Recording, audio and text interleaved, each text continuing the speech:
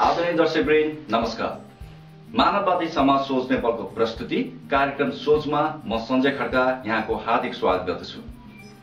ज्योतिष शास्त्रमा विश्वास गर्नेको ठूलो प्रतिशत छ हाम्रो नेपाली समाजमा। अशिक्षितदेखि शिक्षित वर्ग, बौद्धिक वर्ग सबैहरूले ज्योतिष शास्त्रमा विश्वास गरेको पाइन्छ। तर के ज्योतिष शास्त्रमा वैज्ञानिकता छ त? भौतिक शास्त्रको आँखाबाट हेर्दै गर्दा ज्योतिष शास्त्र कति ठीक कति बेठिक, यसमा कति सत्यता छ कति वैज्ञानिकता छ। आज हाम्रो छलफल बहस कुराकानी यसकै सेरोफेरोमा केन्द्रित रहनेछ।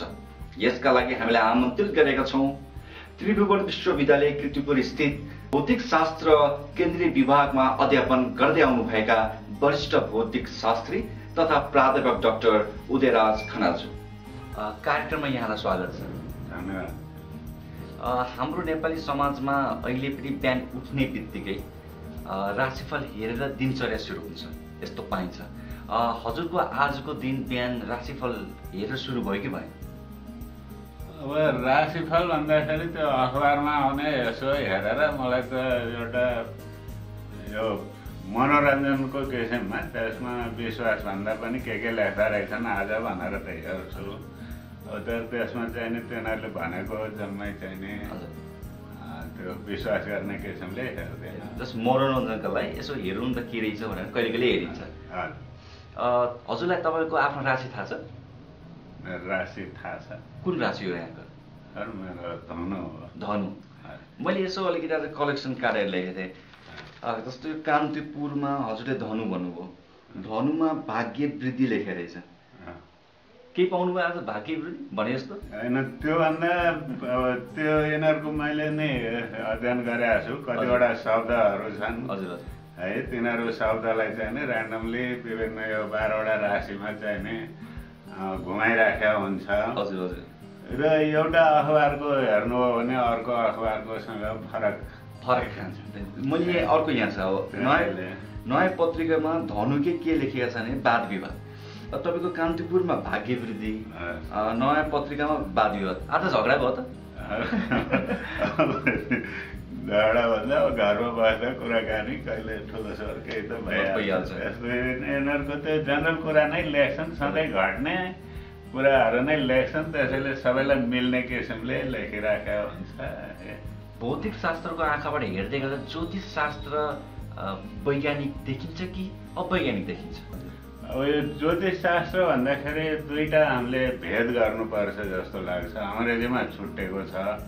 यो एस्ट्रोनमी एउटा छ, अर्को एस्ट्रोलोजी छ। हजुर।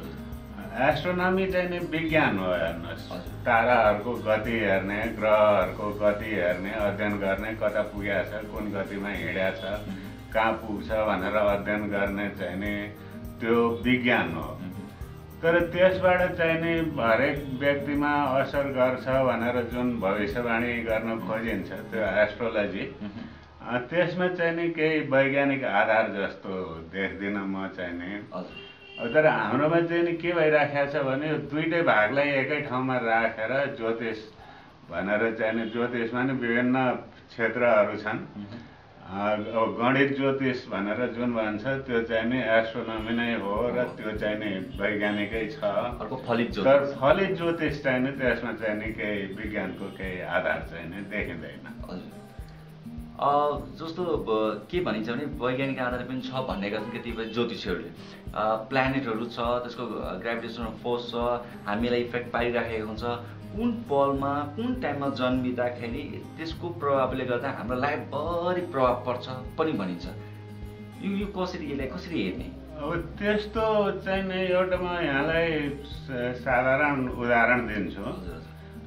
तपाईँहरूलाई थाहा होला, यो कोही बच्चाहरू जुम्लेको जन्मिन्छन् नि, दुईटै जोडिएर दुई किसिमका हुन्छ। दुईटा छुट्टै पनि जन्मिन्छन् र दुईटाकै आङहरू जोडिएर, टाउको जोडिएर। अस्ति न केही वर्ष अगाडि यहाँ नै त्यो गङ्गा जमुना भन्ने दुईटा बच्चाहरू थिए, टाउको जोडिएको। उनीहरूलाई सिङ्गापुर कि कता लगेर अपरेसन गरेर छुट्याएको हो।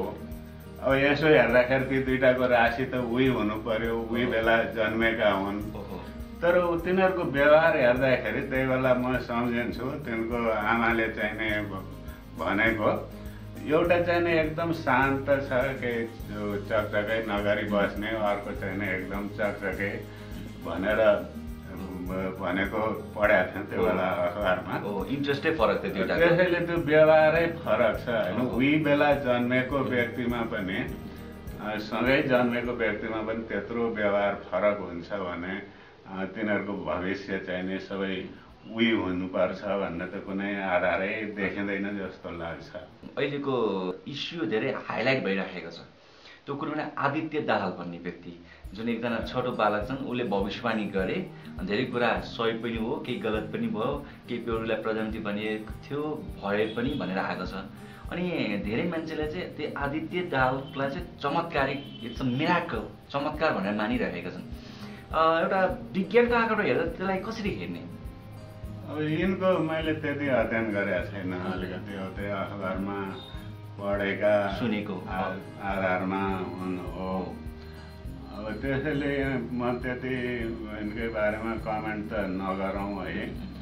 तर के भने भौतिक शास्त्रमै अब यहाँले कति पढ्नुभयो, सँगै गर्नुभयो, एउटा यो क्वान्टम सिद्धान्त भन्ने छ, क्वान्टम थ्योरी भन्ने छ, जुनले के भन्छ त भने केही घटनाको पनि निश्चित भविष्यवाणी गर्नै सकिँदैन भन्ने जस्तो चाहिँ नि त्यो भविष्यवाणी गर्न खोज्यो भने एउटा इलेक्ट्रोनकै पुरा भौतिक वस्तु इलेक्ट्रोनकै चाहिँ नि गतिहरू, त्यसको यो मोमेन्टम भन्छ, गति भनौँ, र त्यसको चाहिँ नि स्थान कुन ठाउँमा छ र त्यसको गति कति छ भनेर दुईटै कुरा एकैपल्ट भविष्यवाणी गर्न सकिँदैन।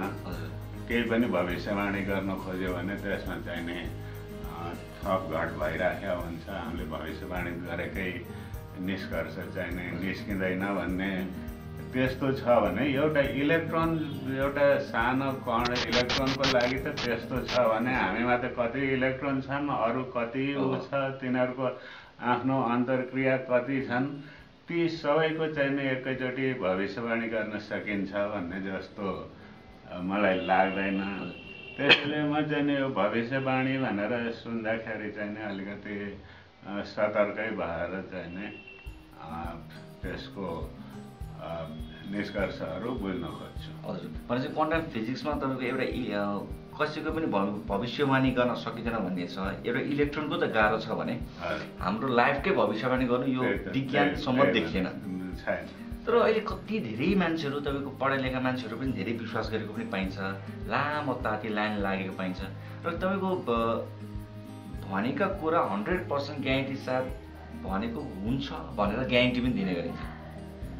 त्यसरी अब त्यो कति आधार छ, कति भएको छ, त्यो त अध्ययन गरेरै चाहिँ नि एउटा डिटेलै अध्ययन गरेर ज्योतिष राखेर चाहिँ नि ल भविष्यवाणी गर भनेर कति प्रेडिक्सन मिल्यो त्यो पुरा अध्ययन गर्नुपर्छ जस्तो लाग्छ। तर जतिसम्म भएको छ त्यसको आधारमा चाहिँ नि यसरी भविष्यवाणी गरेर मिल्ने जस्तो चाहिँ नि कुनै आधार म देख्दिनँ। अहिले अर्को चाहिँ यो पत्थरको कुरा आइरहेको छ नि। तपाईँको ग्रह दशा हटाउनलाई पत्थर लगायो भने धेरै पोजिटिभ हुन्छ, पैसा आउँछ, बुद्धि आउँछ, सबैमा राम्रो हुन्छ भन्ने छ। पत्थर विभिन्न किसिमका, यो पत्थरको असरले त्यो हाम्रो राम्रो असर दिन सक्छ जसरी पत्थर बेच्नेहरूले भनिराखेको हुन्छ, जो ज्योतिषले भनिराखेको हुन्छ, सम्भव छ त्यस्तो? त्यसको पनि केही त्यो वैज्ञानिकै आधार जस्तो मलाई त केही थाहा छैन। एउटा त्यो क्वार्ज भन्छ, नेपालीमा के भन्छ मैले सक्दिनँ, क्वार्जहरू त्यो क्रिस्टल हुन्छ।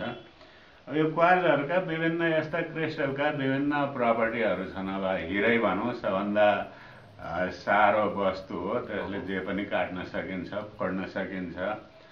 अनि क्वार्जको चाहिँ नि एउटा विशेष के छ त भने त्यसमा दबाब दियो भने त्यसमा चाहिँ नि एउटा विद्युतीय शक्ति उत्पन्न हुन्छ। त्यसैले अब धेरै जसो आजकलको माइक्रोफोनहरूमा चाहिँ नि क्वार्जै राखेको हुन्छ, त्यो हामीले बोल्दाखेरि त्यसको त्यो यो ध्वनिको तरङ्गले चाहिँ नि त्यसमा दबाब प्रेसर दिँदाखेरि त्यो हल्लेर चाहिँ नि त्यसलाई हामी त्यो रेडियो इत्यादिबाट सुन्न सक्छौँ माइक्रोफोन लगाएर। त्यसैले त्यसको अब विशेष प्रपर्टी छ र त्यसको चाहिँ नि अब विभिन्न कटाइ, त्यसको साइज इत्यादिको आधारमा चाहिँ नि कुन फ्रिक्वेन्सीमा त्यो भाइब्रेट गर्छ भन्ने पनि छन्। अब तर हामीले जुन औँठीमा लाउँछौँ इत्यादि पत्थर लाउँछन्, अब त्यो कुन साइजको काटेको हो, कसरी काटेको छ, कुन साइजको छ इत्यादि गर्दाखेरि त्यसको रेजोनेन्ट फ्रिक्वेन्सी के हो र त्यो फ्रिक्वेन्सीले चाहिँ नि हामीलाई असल गर्छ कि खराब गर्छ भन्ने चाहिँ नि के आधार हो, त्यति वैज्ञानिक किसिमले भइसक्यो जस्तो चाहिँ नि लाग्दैन मलाई। अब यिनको विभिन्न प्रभावहरू छन्, असरहरू छन् त। अब त्यसले अब विद्युतीय उत्पादन गर्यो भने केही त असर गर्ला, तर कति शक्तिको उत्पादन गर्छ होइन, त्यसले हामीलाई कति असर गर्छ त्यो त्यति सजिलोसँग निस्केला जस्तो लाग्दैन। भनेपछि विभिन्न पत्रका आफ्नो प्रपर्टी हुन्छ, यो नगान सकिएन, तर त्यो प्रपर्टी हुन्छ भन्दैमा पत्थरले हाम्रो जीवनलाई परिवर्तन गरिदिने, हामीलाई नै लाइफलाई नै डिटरमाइन गर्ने यस्तो हुँदैन। त्यो चाहिँ नि देखिँदैन। कुनै अध्ययन गरेपछि केही निस्किन्छ कि थाहा छैन, तर अहिलेसम्म आधार बनाएको छैन, आधार केही छैन। विज्ञान त्यसले हामीलाई त्यति त्यो अब शक्ति नै धेरै कम हुन्छ, त्यसले पुरा असर गर्ने भन्ने चाहिँ नि सम्भावना धेरै कम देख्छु म। जति अध्ययन गरे पनि त्यसको असरै निकाल्ने सम्भावना चाहिँ धेरै कम नै देख्छु म। धेरै कम छ त्यसको असर। तर नेपाली समाजमा धेरै अन्धविश्वासहरू छन्, विज्ञान सम्मत नभए पनि मानिसहरूले त्यसलाई पछ्याइराखेको धेरै अन्धविश्वासहरू हामीले सुनिराखेका छौँ, देखिराखेका छौँ। ज्योतिषशास्त्र लगायतका आदि इत्यादिमा यसरी नेपाली समाज यसरी अन्धविश्वासमा फस्नुको कारण के होला, यहाँलाई के लाग्छ? धेरै त मुख्यत अशिक्षा नै हो हेर्नुहोस्। अब यो ऊ चाहिँ नि अब मान्छेलाई चाहिँ नि बोक्सी भन्दै त्यत्रो दुर्व्यवहार गरेको देखिन्छ, विभिन्न घटनाहरू सुन्नमा आउँछ है। अब मान्छे नै हो, कति चाहिँ नि त्यो आफ्नो छिमेकीसँगको झगडामा, दाजुभाइका परिवारसँगको झगडामा बोक्सी भनेर दोष लगाइदियो, उसको जग्गा हडप्ने त्यस्तो पनि कति देखिएको छ हुन्छ। त्यसैले चाहिँ नि अब मान्छे हो, कहिले चाहिँ नि अब कतिजनाले यो मेन्टल स्टेट चाहिँ नि ठिक नभएकोले विभिन्न कुराहरू बोल्दै हिँड्छ, त्यसलाई बोक्सी भनेर यातना दिनुमा त केही सान्दर्भिकता नै छैन। यो सबै चाहिँ नि अशिक्षाबाटै आएको जस्तो लाग्छ। जति शिक्षित बनायो, जति चाहिँ नि समाजलाई शिक्षा प्रदान गर्यो, यसबाट चाहिँ नि अलि यस्तो विश्वासहरूबाट आधारहीन चाहिँ नि विश्वासहरू, जुन यो अन्धविश्वासहरूबाट मुक्त भइएला जस्तो लाग्छ। तर हाम्रो चाहिँ नि एउटा अलिकति विडम्बना नै देख्छु क्या म चाहिँ नि, के त भने अब बच्चाहरूलाई, अहिले स्कुल जाने बच्चाहरूलाई नै तपाईँले सोध्नुभयो भने ग्रहण के कारणले लाग्छ भनेर सोध्नुभयो भने उनीहरूले स्पष्टसँग भनिदिन्छन्, यो चाहिँ नि अब पृथ्वी, सूर्य र चन्द्रमाको विभिन्न प्रक्रियाबाट चाहिँ नि उनीहरूको गतिमा आउने प्रक्रियाहरूबाट चाहिँ नि ग्रहण लाग्छ भनेर चाहिँ नि स्पष्टसँग भनिदिन्छन् जस्तो लाग्छ। तर त्यही सिकेको मान्छे चाहिँ नि अलि 30-40 वर्ष 50 वर्ष हुन थालेपछि चाहिँ नि फेरि ल राहुले गर्यो भनेर चाहिँ नि राहुको पूजा गर्ने चाहिँ नि त्यतातिर जान्छन्। त्यो चाहिँ नि किन हो त्यसरी? किन आफूले पढेको, आफूले जानेको, बुझेको कुराहरूमा चाहिँ नि त्यति विश्वास नभएर, त्यति गहन किसिमले चाहिँ नि नबुझेको भएर हो कि या हाम्रो अब परम्परादेखि आइराखेको कुराहरूले चाहिँ नि थिचेर चाहिँ नि हो, त्यो मैले बुझ्न सकेको छैन। तर तपाईँले सोध्नु भएको प्रश्नको चाहिँ नि सबैको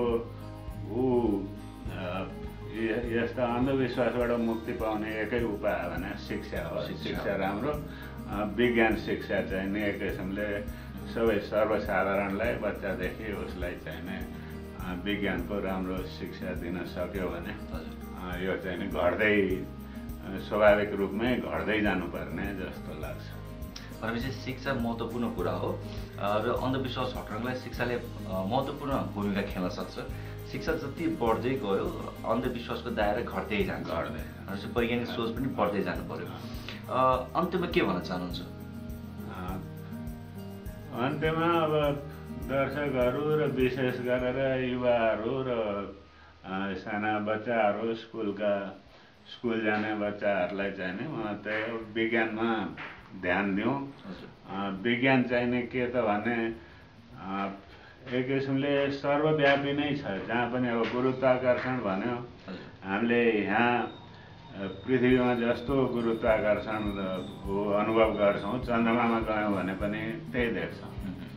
तर यो ग्रहण भनेको चाहिँ के त भने अब पृथ्वीमा सूर्य ग्रहण लागेको बेला चन्द्रमामा अर्को यो पृथ्वी ग्रहण लागिराखेको हुन्छ। र राशि नै पनि जुन हामीले यहाँ पृथ्वीबाट हेर्दाखेरि यो 12वटा राशिबाट जुन सूर्य हिँडेको देखिन्छ, त्यो अर्को तारामा गयो भने त्यो चाहिँ नै भिन्दै हुन्छ।